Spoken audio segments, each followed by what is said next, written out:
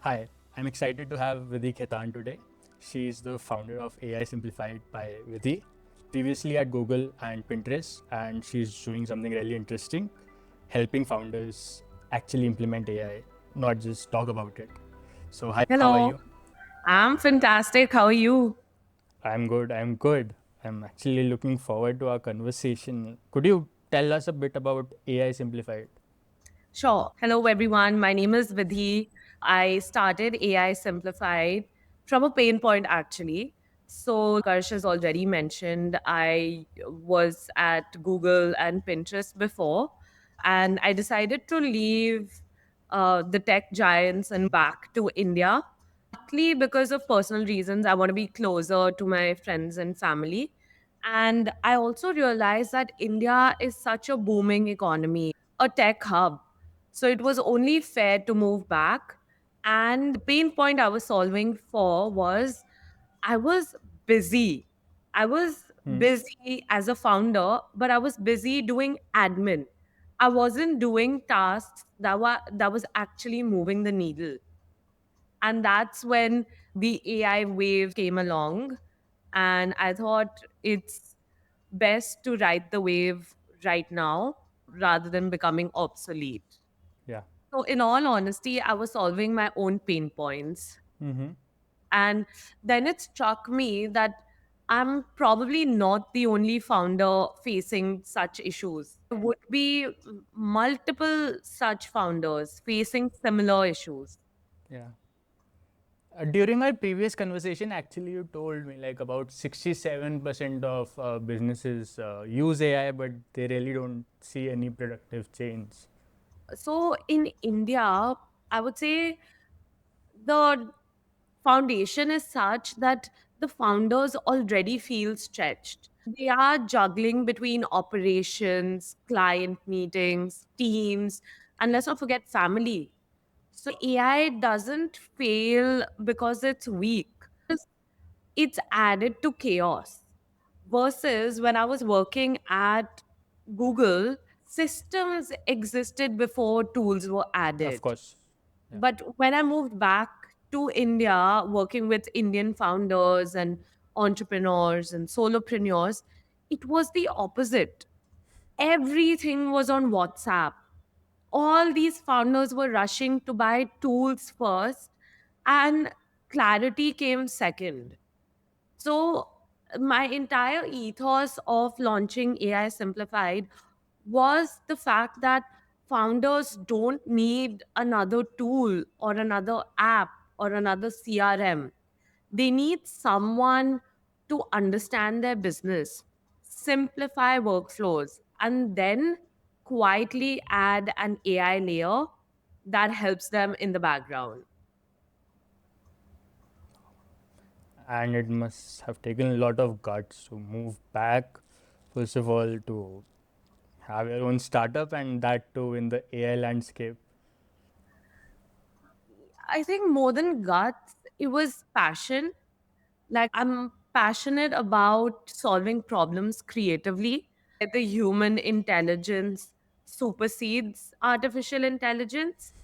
And in the day and age that we are in now, it's only fair to leverage AI away from it. Could you tell me about your auditing system, how you work with companies, and how you help them? So basically, founders, solopreneurs, whoever needs and wants to work with AI in with confidence, reach out to me. And audit sounds very heavy, but it's essentially me talking to the founder one on one, understanding their pain points, understanding where is it the time is leaking, feels repetitive or draining or manual in their business, like for example replying the same messages on WhatsApp or like invoices, following up with clients on an invoice. You see, I never start with tools. It's just about mapping these pain points and Right. seeing where we can leverage AI. So could you tell a bit about the compound effect? Like how many hours does it add up that they get free time to do more important things? Like you said, spending time with family and doing strategic decision making. Yeah, see, I view the ROI very differently. It's sure it is about numbers because hey, we have a business to run, Of but course. more than that, it's about the mental space to be creative, add more things, or just nurture the relationships that you already have. If if I can shave off even 2 hours a day from any founder or entrepreneur, they would essentially be getting off like 14 hours a week. And so much can be done in those hours and open to personal interpretation and Hmm. personal choices. And you're right, not only time is limited, but energy is also limited. So, Exactly. yeah, It just saves founders from that burnout. right. Because there's excessive, and this is something I've seen in India, that there's excessive reliability on EAs, on your team. And if they don't understand, then the founder gets involved in everything. Where is the space for the founder to actually grow the business? And Right. Like in your auditing sessions, after that, after the consultation, is it like you tell the founder how to be a better prompter per se, or use AI in a better manner, or employ someone who has experience, like an engineer or something? so that's a great question, and I'm glad you brought that up. So, after we've mapped out where the founder could use AI, then we follow it up with a workshop. Workshop is very personalized. And what I mean by personalized is that I will be walking the founder through the steps to solve that problem using AI. Hmm. So you see, the founder comes to me with a specific problem. And see, auditing is it's a lot of questions that I ask the founder. So it helps me to get an overview of the business. And then the workshop is basically possible solutions to that the founder has. And honestly, prompting is the tip. Like we Of barely course. scratch the surface. Yeah. So prompting is still very surface level and very important, no doubt. And the entire point of having AI is to reduce the load, right? Yeah. So again, if we are doing something technical, Hmm. then I would advise a founder to have a developer. But in most cases, uh, the founders really manage with the existing team. Like I make Right. sure that each member of the team is roped in. That is actually a very good idea, like saving the budget as well. And Yeah. So as business grows, it's totally up to the founder's of discretion if they course. want to hire more people or not. I don't comment on that. That's completely the business's choice. Right. But yeah, that is something we do keep in mind while delivering workshops. Mm-hmm. The entire approach is to train the team in such a manner that they are agile with AI. They understand the importance. Because, say, I go to a team and just start harping about AI tools, probably might not understand the essence and the power of AI.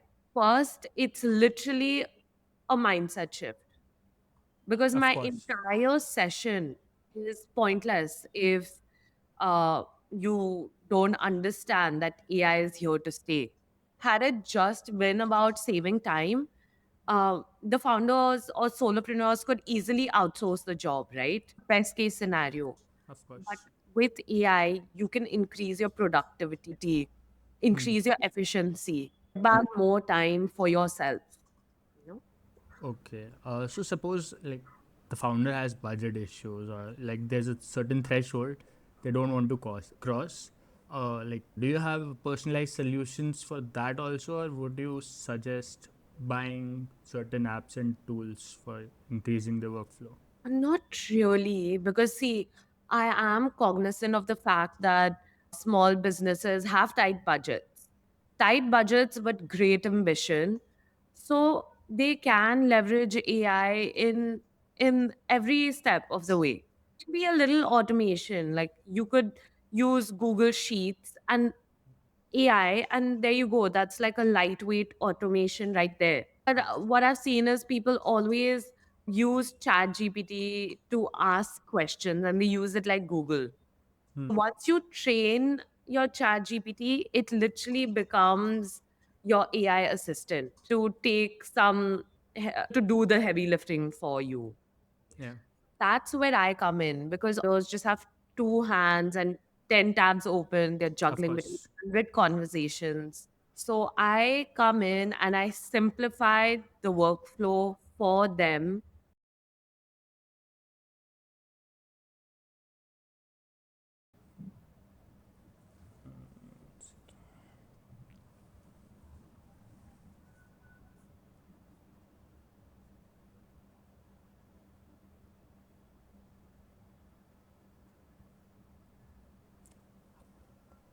Working with founders, what is the biggest misconception that you see them make about AI? That's a very interesting question. See, some founders are very aware that they need to use AI, and that's a good thing. But where they lack the knowledge is they train themselves with AI. And that, in my opinion, is very counterproductive, because when they go back and teach, it's still a mess. So I feel, rather than just training the founder, doing a team training is of more importance. So your audit is one on one, but then the workshop is for the whole team. Workshop is for the whole team, correct? Okay. After the workshop, what is the procedure from there?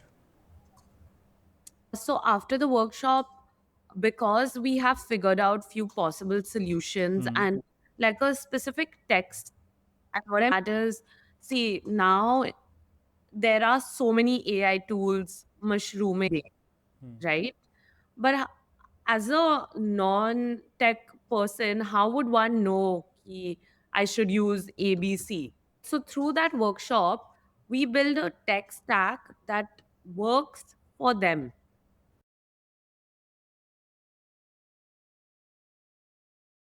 And usually in the workshop, we give them a particular workflow that they can follow using, say, ChatGPT, Gemini, and then they see the founders usually do see quick wins, right? They going onwards.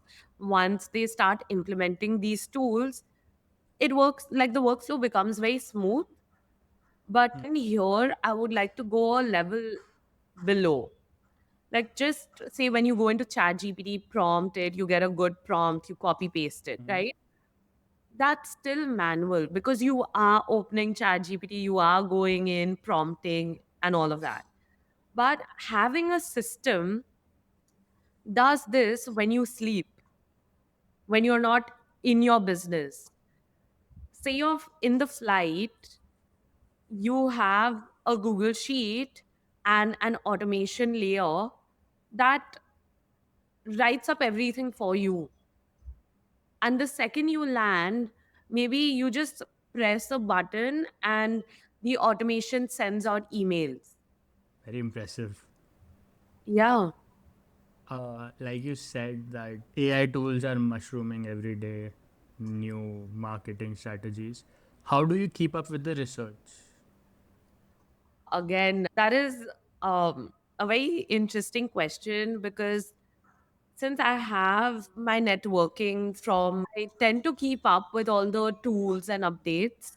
Mm-hmm. And the industry that I'm in, it requires me to be abreast with Of all the course. updates. I wouldn't say tools, because tools, more or less, there are certain tools are ruling the AI pillar. So more than that, it's about being updated with the updates. So for The that, landscape. yeah, the landscape. I do have my networking abroad. I subscribe to a bunch of newsletters, go through first thing in the morning, stay updated with the trends. And of course, I use AI to be updated. So every day there's like a email that lands in my inbox with trends and feature updates Hmm. in the week too. That's I try to stay updated. Okay. So my last question to you is that if someone wants to contact you for your services, what is the procedure for that? It's very simple, yeah. I like human interaction, although I work in AI, but I really prioritize human interaction. Free to reach out to me on LinkedIn. It'll be me replying and not my team or my chat bot. So don't worry. Just shoot me a message on LinkedIn and I'll be more than happy to take it from there. Thank you so much for being part of this podcast. It was actually very insightful No, for not at me all. and the audience.